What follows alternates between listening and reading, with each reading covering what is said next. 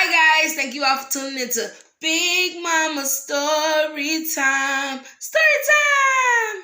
Don't forget to like, subscribe, comment to my page. Here we go. Hi guys, thank you all for tuning into Big Mama Story Time on today. Today I will be reading to you guys a 5-minute classic stories from Disney. All right, and this book I started on my live. Okay, my last live, I did The Lion King, A Princess Day. If you want to see that or hear that one, you can go back to my live to see that. So, I'm going to go to the next one, which is Bambi, The Winter Trail. All right, guys. Let's get into this. One winter morning, Bambi was sleeping softly when he heard a thumping sound nearby. "Come on, Bambi," his bunny friend Thumper called. "It's a perfect day for playing." Bambi got up and followed Thumper through the forest. It was a beautiful day. The sky was blue and sunny, and the ground was covered in a blanket of new snow. Icicles glistened on the trees as Bambi and Thumper raced beneath the frozen branches. As the two friends played, they came across a line of footprints in the snow. "Look at these tracks," Thumper said excitedly. "Who do you suppose they belong to?" The friend decided to follow the footprints, hoping to meet the animal who had left the trail. Before long, they came to a tree and saw someone who might have made the snowy tracks. "Wake up, friend Owl," called Thumper. The bird peered down at the animals. He had only just flown to his favorite tree branch and fallen asleep. "Stop that racket," he replied crossly and closed his eyes. Bambi and Thumper giggled. Friend Owl was always grouchy when they woke him up. "Friend Owl, have you been out walking?" Bambi asked. "Now, why would I do that?"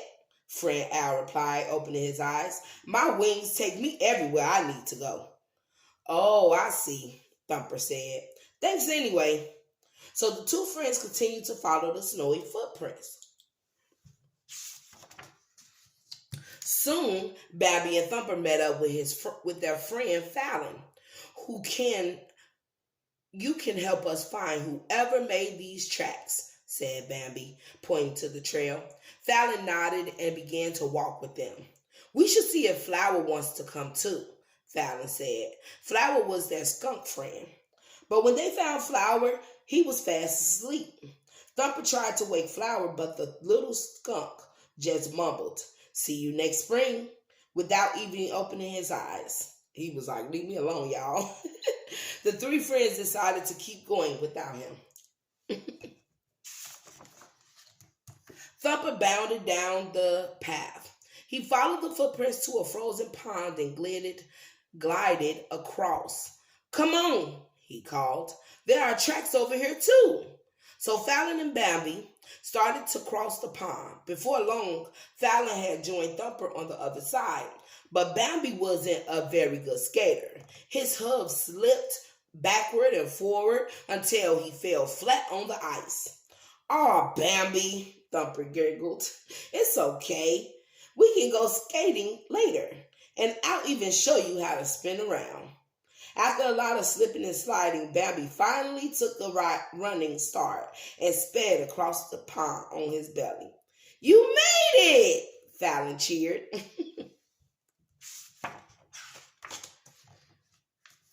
Next, the three friends walked up a snowy hill. At the top, they spotted a raccoon sitting by a tree trunk, eating some berries. "Hello, Mr. Raccoon," Fallon said. "Did you happen to see who made these tracks in the snow?" But the raccoon's mouth was so full he couldn't say anything. He shook his head and began tapping the tree. The friends looked around. Then they heard a tap, tap, tap in the distance. "I know," Thumper cried. "He thinks we should ask the woodpeckers." "Oh, thank you," Bambi said. The raccoon waved goodbye as the friends headed down the path toward the woodpeckers' pine grove. The tapping got louder and louder. Soon, Babby, Fallon, and Thumper had found the woodpeckers. The mama was pecking away, and her three children were sitting in holes in the tree trunk. They stuck their heads out when they heard Thumper called, "Hello!" "Yes," the mama bird replied. "Did you make the tracks in the snow?" Thumper asked. "No, we've been here all day," she answered. "Yes, yes, yes," her babies added. Just then, Fallon noticed that the trail continued behind the tree. Bambi and Thumper chatted excitedly as they walked. If the tracks don't belong to the woodpeckers, and they don't belong to the raccoon, and they don't belong to Friend Owl, whose can they be? Bambi asked. Suddenly, Thumper stopped and looked down. They had finally reached the end of the trail. The tracks led all the way to a snowy bush where a family of quail was resting. "Did you make these tracks?" Thumper asked Mrs. Quail. "Why, yes," she answered. "Friend Owl told me about this wonderful bush. So this morning my babies and I walked all the way over here." Thumper, Bambi, and Fallon cheered. They had solved the mystery of the strange tracks, and they had spent a beautiful day visiting friends. "Oh dear," Fallon said as she saw the sun setting over the hill. "I think it's time for us to go home." But when they turned to leave, a big surprise was waiting for them. Their mothers. Uh-oh. Thumper was confused. "How did you find us?" he said. Thumper's mama answered, "Well, your sisters pointed us in the right direction, and then," she looked down at the deer and rabbit tracks that the three friends had left in the snow. "You followed our trail," Fallon cried. Her mother nodded. "Now let's follow it back home," Bambi's mother said, and that's just what they did. All right, guys, that is the end of Bambi. Bambi what? Let's see. Bambi The Winter Trail.